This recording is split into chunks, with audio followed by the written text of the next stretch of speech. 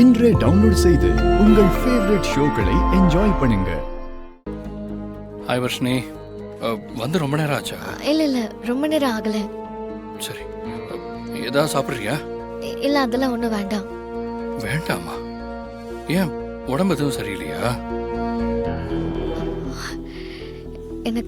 எனக்கு ரொம்ப பயமா இருக்கு. பயமா இருக்கா? ஏன், என்னாச்சு? நம்ம வீட்ல இருக்கிற எல்லாரும் நம்மள ரொம்ப நம்புறாங்க. நான் ஏற்காடு வந்ததுக்கு அக்கா கூட என் மேல கோவப்படல, என்ன புரிஞ்சுக்கிட்டாங்க. அந்த அளவுக்கு நம்மள நம்புறாங்க. அதான் எனக்கு பயமா இருக்கு.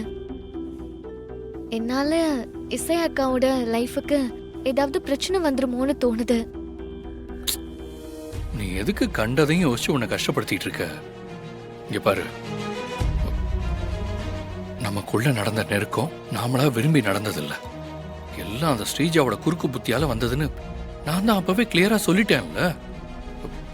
அப்புறமும் ஏன் இந்த மாதிரிலாம் யோசிச்சுட்டு இருக்க? அதுவும் இல்லாம இதுல இசை எங்கிருந்து வந்தாங்க? அவங்களுக்கு என்ன பிரச்சனை வந்துட போகுது? இல்ல ராகவ், நாளைக்கே நமக்குள்ள நடந்தது தெரிஞ்சா அக்காவும் இதுக்கு உடனே சொல்லிட்டா என்ன செய்யறது?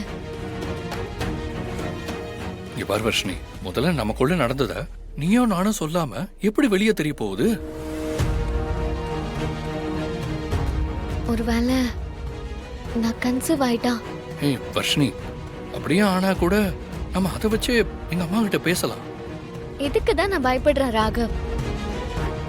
நம்மள நம்பி போட்ட பவுண்டரிய நாமளே மீறிட்டோன்னு எல்லாரும் வருத்தப்பட மாட்டாங்களா?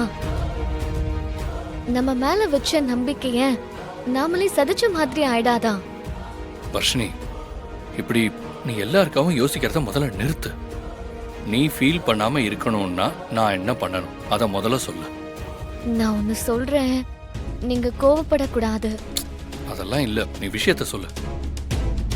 ராகவ், நான் கன்சீவ் ஆயிடுவேனோன்ற பயம் எனக்குள்ள இருந்துகிட்டே இருக்கு. அதனால என்ன டாக்டர் கிட்ட கூட்டிட்டு போறீங்களா? அவங்க கிட்ட கன்சல்ட் பண்ணி அவங்க எழுதி தர மாத்திரையை வாங்கி போட்டா எனக்கு கொஞ்சம் நிம்மதியா இருக்கும். இவ்வளவுதானே, விடு, இப்பவே வா பேசலாம். தேங்க்ஸ் ராகவ். ஏய், தேங்க்ஸா? தான் வாங்க போறேன். சரி, ஏதாவது சாப்பிடலாம்ல? இல்ல, நம்ம ஹாஸ்பிட்டல் போயிடலாம். சரி, நீ எதுக்கும் பயப்படாத. நான் எப்பவும் உன் கூடவே இருப்பேன். ஓகே?